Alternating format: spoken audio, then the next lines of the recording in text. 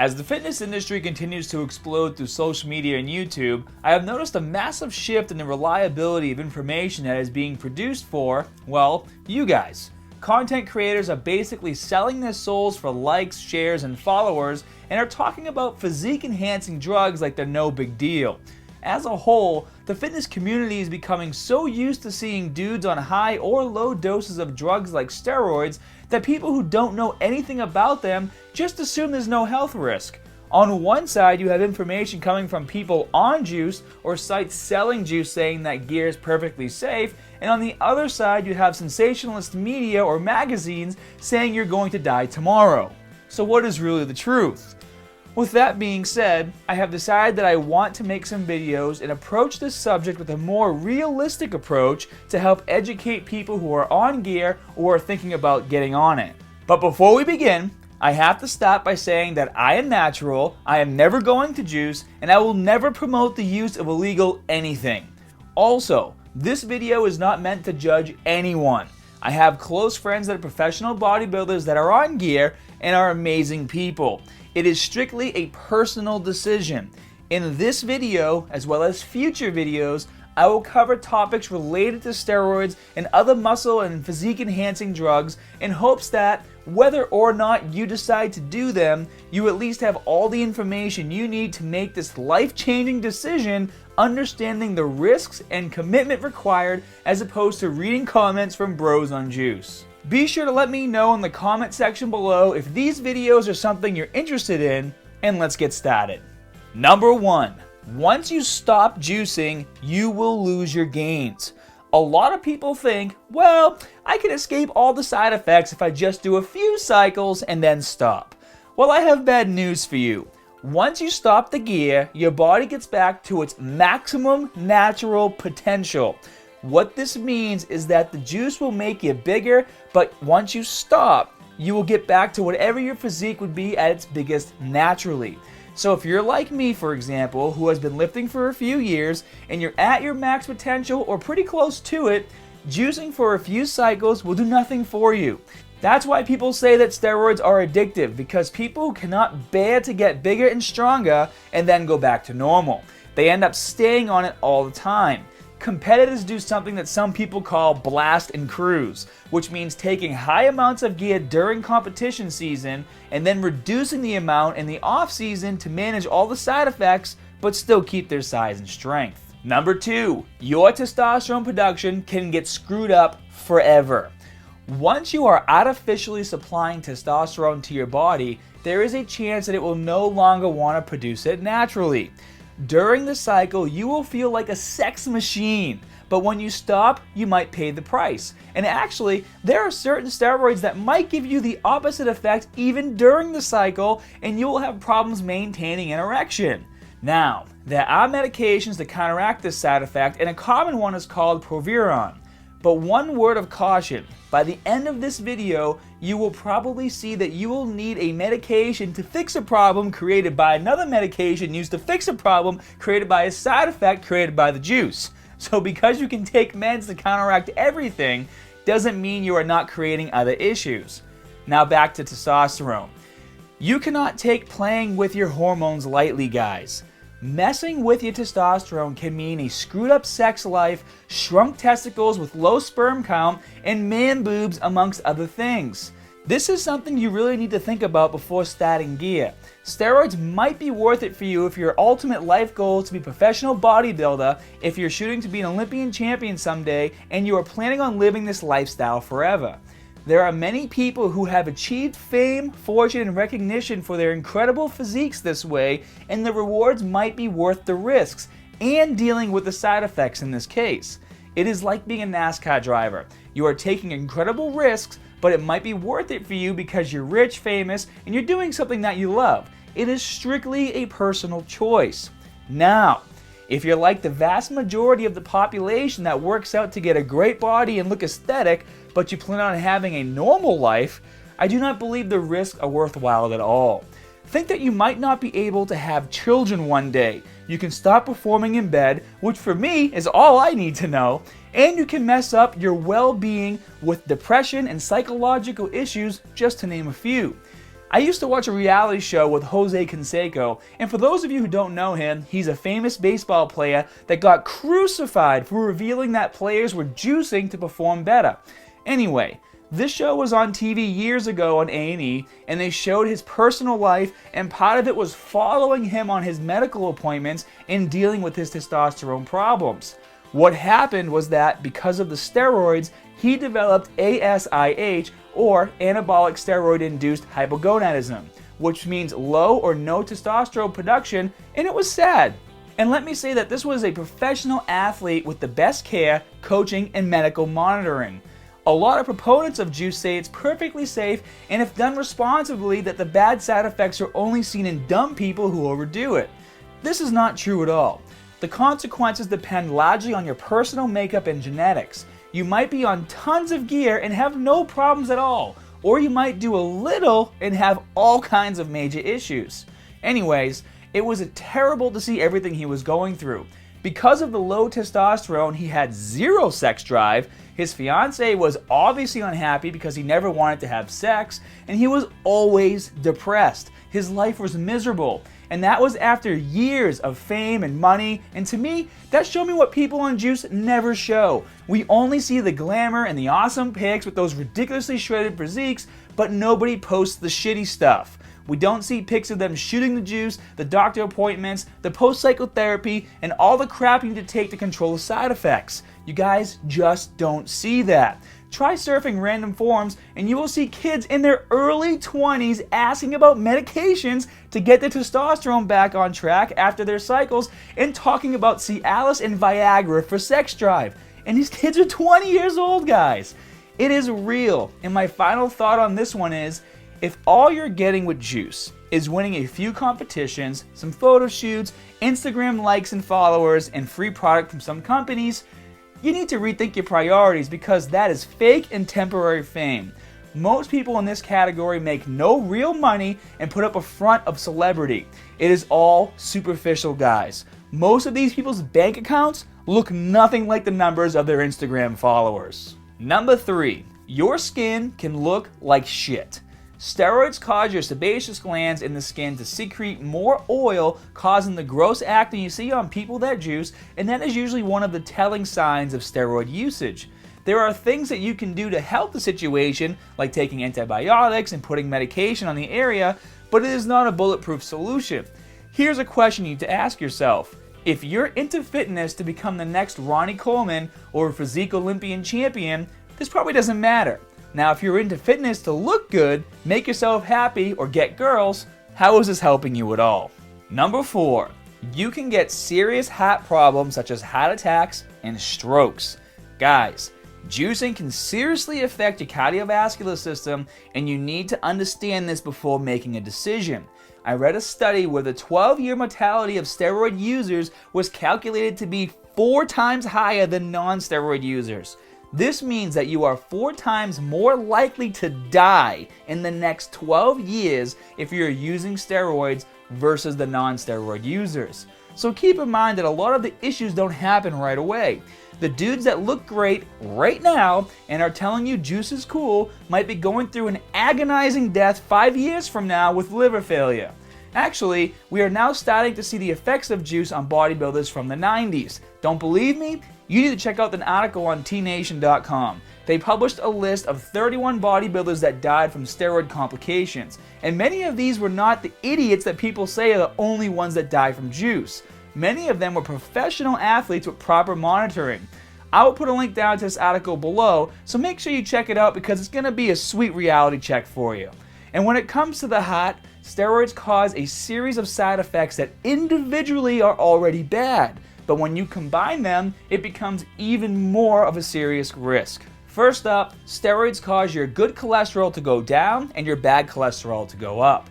There was a study done where AIDS patients were given steroids, actually oxandrolone, to help fight the muscle loss that AIDS causes. And in only 12 weeks, researchers reported that good cholesterol had plummeted and bad cholesterol was significantly higher.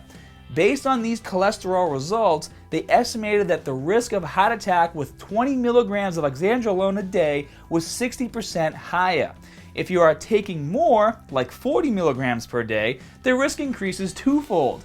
And this was only in a 3-month period. You can absolutely take medications to help and control your cholesterol, but understand that they have a series of side effects as well. Second, we have high blood pressure.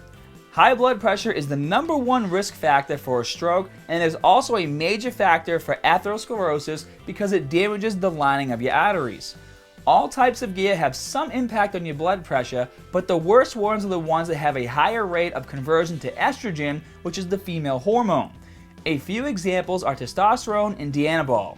It is believed that the juice causes an increase in sodium and water retention that, coupled with exercise and weight gain from the rapid muscle growth, cause higher blood pressure. As always, you can take something to counteract this like a diuretic, but diuretics are not meant to be taken long term and again have other side effects such as mineral imbalances. You can also take prescription blood pressure medication, but these also have serious side effects such as not being able to hold an erection or even hair loss. The third one is starting to be more researched now, but studies are showing that use of gear impairs your heart capability of pumping blood, causing it to work harder and become weaker. Now, think about all these negative effects happening together in your body and how much you are increasing your risk for a problem. Now add a bunch of other medications to counteract all these problems, and it should be clear the kind of roller coaster ride you're putting your body through. Number 5 is hair loss. In very simple terms, testosterone is converted to DHT, and higher DHT levels combined with a genetic predisposition are the recipe for male pattern hair loss or baldness. Understand that juice will not cause hair loss on everybody, but if you have a genetic predisposition, it will initiate or accelerate the hair loss process. Number 6, steroid usage can cause serious liver problems such as liver cancer. When you take testosterone, you have a few options. Option 1, you can take unmodified testosterone, which can be inconvenient because it cannot be taken orally as a pill.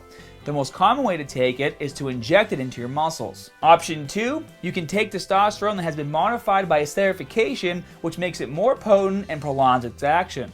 Some examples of this type are testosterone propionate and testosterone cypionate. Option number 3 is alkylated testosterone, which is made by alkylation of the C17 position of the molecule. This modification allows the testosterone to be taken as a pill, and it prevents the testosterone from being broken down in the liver so it can get to your bloodstream. This option is very popular because no injections are needed. Some examples are Dianabol, stanozol, oxandrolone, and halotestin. Now, how your liver reacts depends on which type you are taking. The C17 alkylated oral option is the worst for your liver, and its high toxicity causes problems from high levels of enzymes in your blood to jaundice and ultimately cancer. But here's a misconception. People think that if, instead of taking the pill, they inject the testosterone, they will not have any issues with their liver or liver cancer.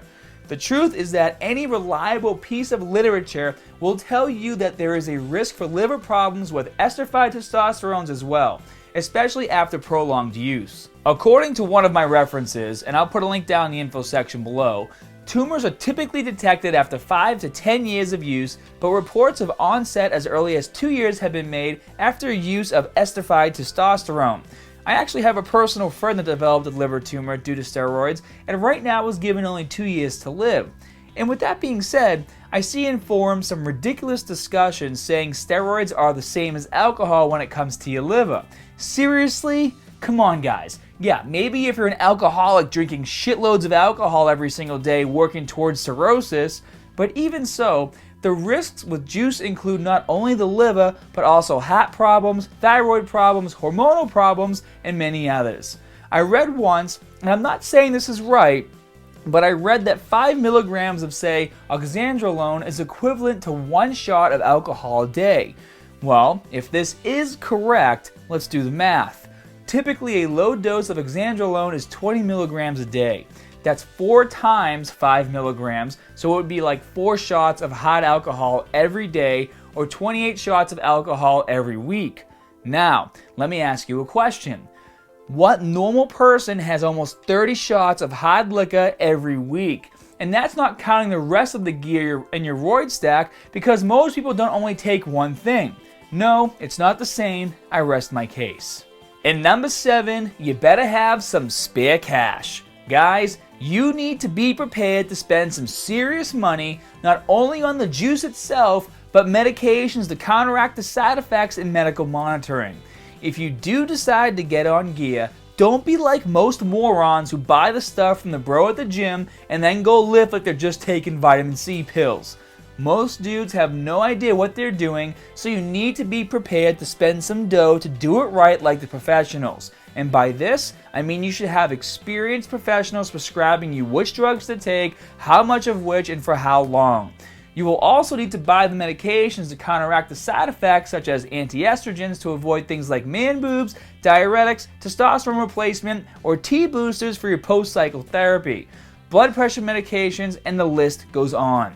And lastly, like the professionals, you will need regular visits to your doctor to monitor hormone levels, liver function, cholesterol, thyroid, etc., because you can't take this lightly. So here are my last few final thoughts. When making a decision this important, make sure you understand the risks and are prepared to minimize them. Beware when people say safe, because safe is a relative term. Understand that you are deciding to inject testosterone directly into your muscles that is produced in underground illegal labs using cooking oil, benzyl alcohol, and benzoate, which are used as paint and dye solvents. Does that sound safe to you? Also, most studies out there only created an understanding of the impact of individual types of juice on the body, and these effects are already pretty bad. Now, what we don't know is the impact of testosterone combined with all the other crap people take, GH, insulin, clen, and T3, which are drugs used by most physique category guys to get shredded. Also, all the meds to counteract the side effects. I surf forums on many different sites to see what people are asking to research content for YouTube and for my site, and it blows my mind how people portray steroids as a very trivial thing to do. Just because people talk about it as if it's normal and safe doesn't mean it is, guys. There are forums and outlets online where you can find out and talk about most illegal or despicable things. For example, there are forums talking about heroin, talking about how to get the drug, how to safely inject it, how to better recover from the crash, and the list goes on. There's even a video on YouTube on how to inject heroin. So when you are in these sites, they make you feel like these things are normal and acceptable, when in reality they're really not. When people do something they know is wrong or bad for them, they want to convince others that what they are doing is cool and safe. It's human nature. They feel better about themselves when others do it too because it validates what they are doing. It's reassuring. So don't fall for this, guys. Have a critical mind. Think for yourself, and before you decide on doing anything, research both sides of the story, pros and cons, and then make an educated, informed decision. And for God's sakes, guys, don't go to a roid user site or site selling steroids to get you info. They obviously will tell you that if you do it right, it's perfectly safe. And the last thing I want to say is that I cannot sit here and guarantee you will have a problem or not. We are all different and react differently to everything. I know people that take large amounts of gear and are just fine, and people that had minimal controlled doses that have developed serious problems. It's like a game of Russian roulette. And the worst is not even dying. It's living with a crooked face after a stroke, or dying an agonizing slow death after liver failure, or waiting for your death as you suffer in the hospital hoping for a transplant. The bottom line is, you do not know for sure, and what you need to ask yourself is, do you fully understand the potential impact of your decision, and are the risks worth the rewards? I hope this video opened up your eyes to take your decision a bit more seriously, and again, if you have suggestions for future videos around this type of content, please leave suggestions below. And for those of you who are looking for a full 12-week program to build muscle and strength, be sure to click the link below to my 12-week challenge. It has downloadable workout cards, photos, videos, everything you need to continue to make your gains. And as always, more good stuff coming soon. See you guys.